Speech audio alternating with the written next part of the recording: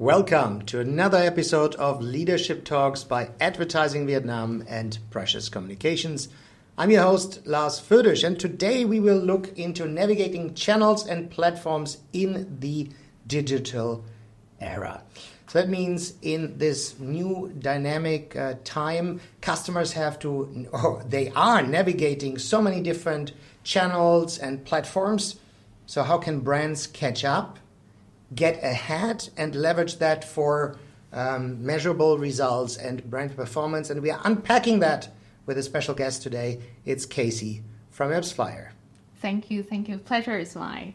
So hello, everyone. My name is Casey. I'm currently leading the customer success team of AppsFlyer in Vietnam. Happy to be here and be a part of the Leadership Talk series of Lars. Fantastic. So let's start to dive into it. Everybody knows the common channels, Facebook, YouTube. So what are some of those underrated, underdiscovered, or maybe also underpaid channels that you see give more returns or more bang for the buck, basically? I think before we go deep dive into the question itself, probably just to share a little bit who is AppsFlyer and why I am here to answer those questions. So long story short, AppsFlyer is the software company that helps business to better know how well their marketing effort has been allocated or so-called attributed, and then they can better make a better decision in terms of spending marketing effort. So that's why I think to your question, like what is the underexplored channels out there? From the way I see it, is like you see trend across years. Like last year, you see a lot of real short platform kind of advertisement. And then this year, live stream is everywhere. You see all those KOL platform, live streaming. So I would say the question is not about what, because every year you will see the next newer, bigger, better things, channels out there. And we do see there's a trend of it. There's an opportunity of it. But the way we see it is the how. It's all the way the question of how you can better leverage it and catch what is the channels. And the way we see it here is multi-touch or multi-attribution channels. Meaning it's a comprehensive, it's a holistic approach of a lot of channels. So last year, you leverage a short platform like Instagram Reels to do upper funnels. And this year, probably there's a lot of live streaming platforms that you can leverage too. It's about catching up with a trend, but also know how to combine different platforms, different multiple channels in order to make your marketing work or to be able to reach. Then a quick follow-up on that. So for live streaming, what does it work for well, and what isn't it meant for? Because you said different formats, different channels also have a different purpose. So the question is more toward live streaming. Yeah. I would say it's relatively new to us as well. So in the past, we didn't have such a request like, can AppsFlyer measure? How do you know how these live streaming work? But recently, even we encounter some query from even fintech or banking and come and say, hey, KC, do you know we're about to do some big mega live shows with some of the big brands out there. Can you do measurement? I really want to know whether or not we can see the lift, incremental lift. So yes, we definitely find a way to somehow measure. But at the same time, it's still really new channels from my perspective to really understand. But the way we see it, it's a good upper funnel, like awareness as branding positions. But at the same time, I think the key message here is you can do upper funnel, you can do a little bit lower, deeper funnels, but it has to be key, consistent message across different channels. And I think we can talk more about it later. That's great entry to another topic I want to touch on. So you said consistency of messages. Sounds so easy if you're not part of a big brand where some brand runs live events, others do more tactical campaigns, and then you have the general product guardians. So how do you, and I know it's a tough question, also ensure that on the client side they're connected? Because you might more work with one department than the other. That's a really good point, and I do see it's, we call it integrated marketing, meaning multi-touch point. There's holistic, there's a comprehensive approach to many touch points on the way. So give an example. On the way from my office to here, I see one billboard. Let's say one brand. I see one billboard on the street. And then coming here, enter the building, I see one QR code of the same brand, right? And now here, when I'm waiting for all the setup, I can scroll on social media. I also, again, see the ads of that brand. So you can see that give one example of there's multiple ways to engage to me as an end user. And as a brand itself, the question would be, how much should I spend on that billboard? How much should I spend on that QR on the elevators? And how much should I spend on running paid ads, right? It's a lot for marketers. And as you say, there will be a lot of different teams to engage, like tech team will be in those ads, paid ad, digital ads. And then there's a brands or comms team who set up all the billboard. So as AppsFlyer ourselves, we are the consultant here. We help marketers or company brands to connect the dots of all those touch points in one single dashboard or platform or insight, so that we also work with a lot of people in those company, like product or marketing, even tech guy as well, to help them. Okay, so let's say if you remove the billboard, how does that impact to your final conversion? Do you still get Casey to scroll on Facebook or not? Or if you remove that QR, does that increase or decrease? Or I think that's a very, at the end of the day, very important question for marketer to ask, like how to spend and what to spend. The constant optimization. Yes. I remember 5+ years ago, you had a lot of growth hackers that were kind of optimizing the lower part of the funnel. Yes. And at some point, everybody was realizing it was drying up from the top. Yes. So you talked about the holistic approach. To really adopt that holistic approach, what's most crucial? Is it the planning phase? Is it making friends with other departments? Of course, having the right partners? Or put it all aside and first talk to the actual customer? Where do you start? I think, like I also say about connecting the dot, right? And what is connecting the dots? It's about the KPI. I would say I think it resonates to a lot of people here. The end goal is that what do you want out of the whole media plan, media mix, right? Even if you have an offline QR code, at the end of the day, you want to convert, or you want to bring up, let's say fintech, we have a term called EKYC, know your customer. Is that your end goal? Even if you reach out to offline like sales, counter sales, it also the same end goal as converting to EKYC, right? So I think the end goal here is to connect all of those to make it cohesive across different channels, is to define the objectives, your KPI, what is the end goal that you want. So let's say the end goal is to converting user. Then probably you need to create a consistent message across the upper funnel, middle funnel, and the end funnels to ensure that the message got conveyed to the end user. I can take one example. Continue to that multiple touch point that I see on the road, right? Let's say one finances app, and I have the interest to open a credit card, right?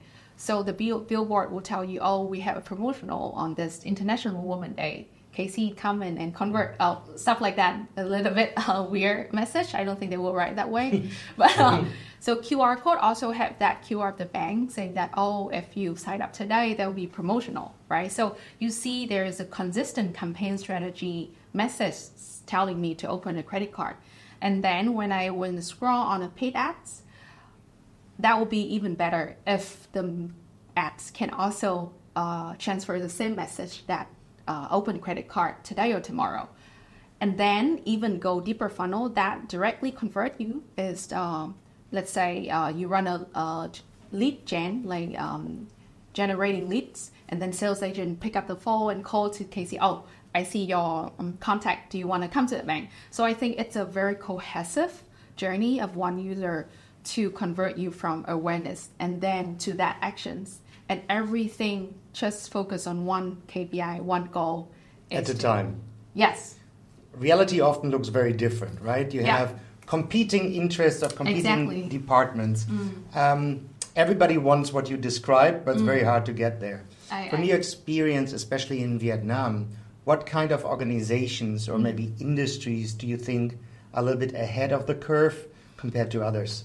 I think the question has to be what curve, because I would say Vietnam is very dynamic landscape. We have non-game, who is super apps, ride-hailing, e-commerce, fintech, finance, bank. At the same time, we have game, which is probably not sure how many of us who plays game here, but Vietnam is a gaming hubs. We develop lots of game.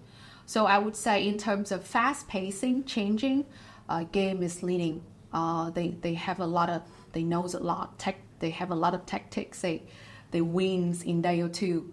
But in terms of complexity, how to integrate a lot of holistic approach, I think non-game like fintech, super apps is leading the curve. So you talked about KPIs, right? Again, I believe everybody would agree, yes. But what are the good ones and the bad ones? Yes. Because marketing is also dominated by legacy. And what's easy and what makes marketers look good, not necessarily show what's the right thing. Yes. I think that's our domain here, because AppsFlyer is now a measurement company. So I couldn't tell for the whole different verticals, but again, it has to equal to what is your end goal. So let's say if you're relatively new brands to the market, I think upper funnel like conversion rate, CTR, click-through rates across different channels, different campaign, different ad set could be one key indicators. But let's say if you're like games, you really care about return on investment, then probably ROI, how much is the in-app revenue, and then how much is the in-app purchase out of the whole installs or downloads. So that's the whole spectrum of how you as a marketer execution will look at it. But I think from the high level of it, like people who spend who invested on those budget, they will think more about the what is the cost and what is the return. Is CPMs credible in any way? Yes, definitely. CPM is one of the things the marketer will focus on when they do all the bidding channels. So yes, CPM is one of the. It's important, but it's not everything. Okay. There's a lot of it to look into. One of the opportunities and challenges of more integrated marketing is collecting a lot of data, because the more data you have, theoretically you can do better things, more targeting, segmentation. How far can you push it before you also get intrusive to the customer? Like the banking example that you had. Okay, now you had 3-4 touch points.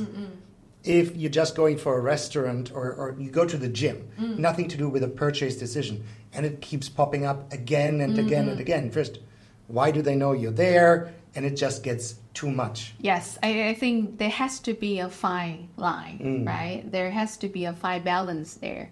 And I agree.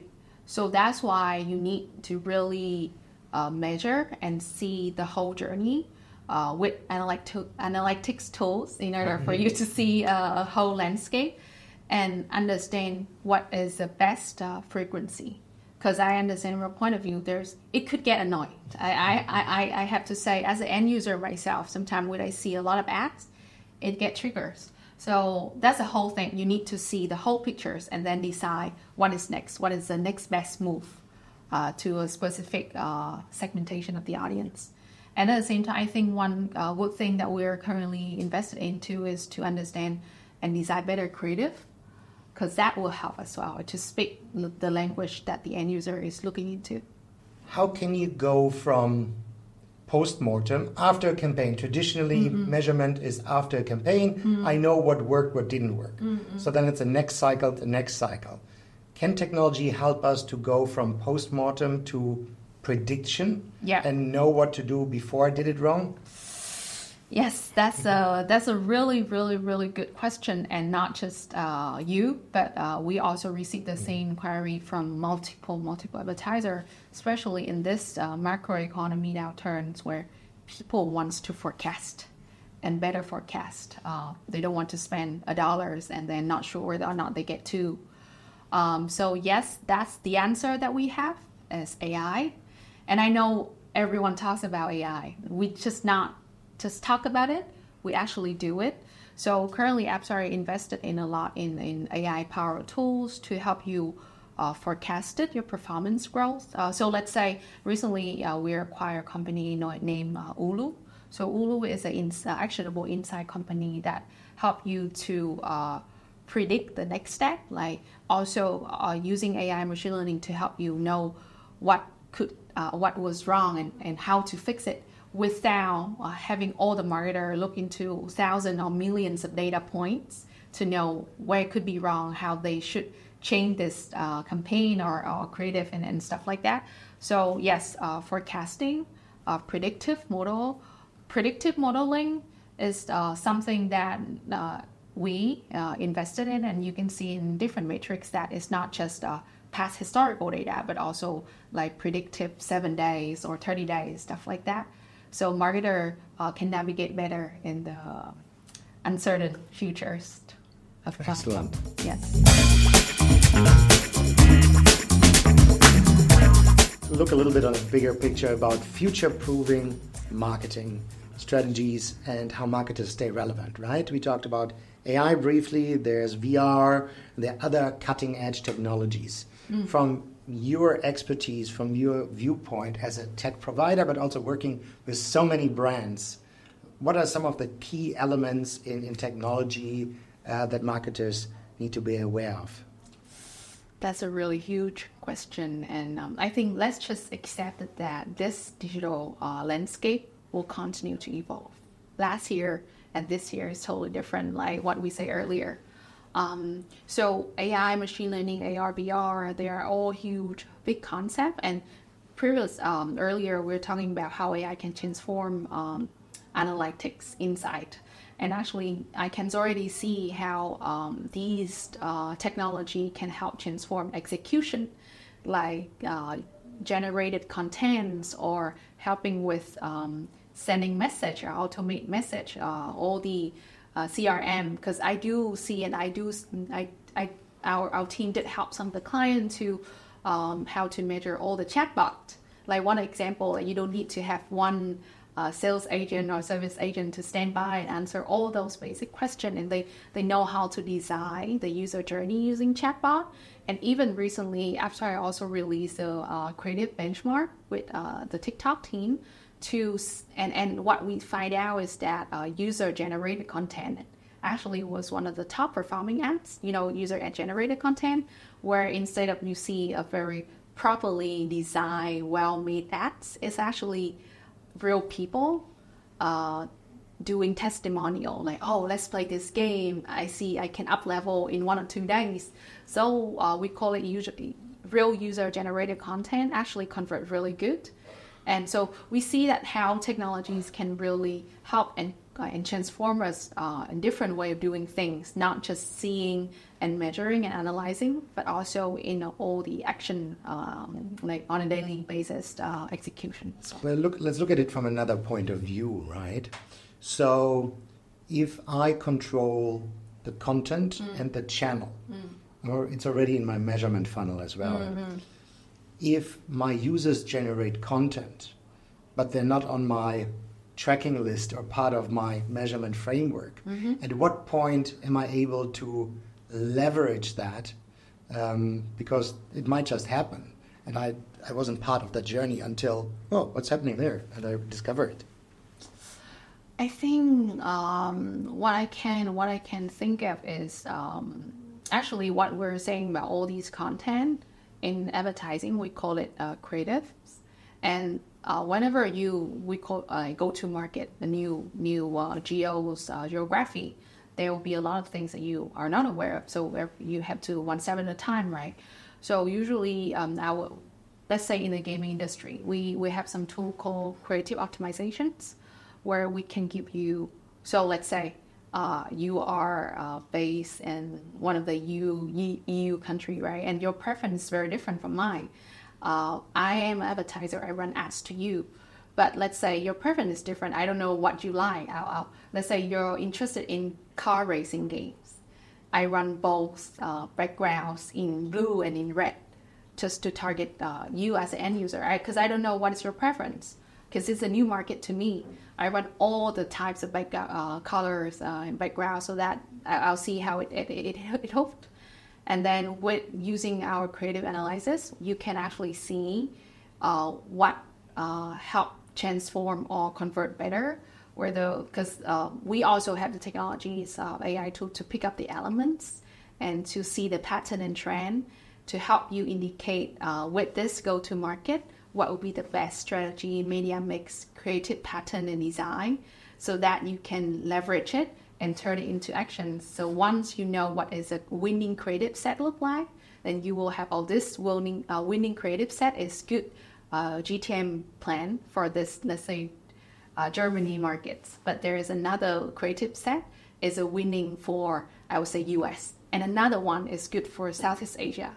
So it's a different go-to-market, and you need to understand what is the pattern, what is the different design to that user preference. And then I think you can better do the next steps and win the market. This kind of job was done by the big creative agencies before and the media buyers. So are you coming for their jobs? Wow. So I would say, I honestly don't think in the near future that all the AI powered tool can really replace, because at the end of the day, decision making power is still the marketers, on those agencies, right? What we can do is we shortcut the time and effort that you spend on looking into whether or not it's a background, and whether or not it's a car, or whether or not it's a sound that makes a difference between geos. So we do all the hard works, we do all the manual works that actually you can let machine to do it. And then the human effort is put into all more intelligent, emotional point of view and make the decision, right? So let's say you see some kind of, you want to pick up the different pattern, but the machine will show different numbers. So at the end of the day, it's you to make a decision. If you can justify, you can articulate, then it's still on us to make the decision. So the machines are not taking over tomorrow yet? Not tomorrow, probably the day after tomorrow. To come to the end of today, so we talked a lot about AI. Other than that, what keeps you and your customers up at night? I would say, I know this is a bit cliche to say, but ROI. I know it's been out there for the longest time. The marketer will get challenges. How much I spend will get how much I in return, right? But I would put into the context of the past few years when we see a lot of challenges in the economical situations. It gets more and more pressure for marketers to, especially, I'll put it context is different, like games and non-game. For games, ROI becomes very big concern, especially for Vietnam market where hyper-casual and casual game plays a dominant roles. We need to earn and break even as much as we can because we don't know how the tomorrow holds, right? It's a lot of emphasis on the ROI, how to be smart in selections and selecting channels. So in the past, we can, let's just run all, and then we see how it expands, we see how it grows, and then we can turn off one or two. But now, even in the time of day zero, they want to make the decision right. I have to make it work. Yeah. I don't have that many time or much time to test and learn anymore. Of course, test and learn is still a process, but we don't have that long time. And for non-games like vertical, like finance and stuff, then it's more critical for them to navigate during this privacy-centric digital market right now with more challenges and regulation. So I think it's a bit top of the head right now. That's the negative part. What gets you excited and up in the morning? I think that it's always pros and cons. That also wakes up in the mornings as well. Because the way I see things is, it's a challenge, but it always contains opportunities. Let's say privacy, right? We are used to exploring all user level, like every single person, you need to know how they do, and then you can better analyze it or aggregate as a whole. But at the end of the day, right, you have user level, and then you aggregate it just to make decision. You don't make decision on one LARS or one KC. You make decision based on a an aggregation of people, a group of demography. So at the end of the day, in the past, we're used to digesting all minor user level data. Now, we're facing new challenge of have to make decision based on aggregated level. So it keeps me wakes up in the morning to see what is the solution out there, because it's no longer a conventional way of doing things. We have to be creative, we have to be innovative, and what is it that we can offer to help them overcome the obstacle. Excellent. And I think that concludes today's episode of Leadership Talks. We talked about navigating channels and platforms in the digital era together with Casey from AppsFlyer. Thank you very much. Thank you. Thank you for having me today. Enjoy the talk with you, Lars. Thank you.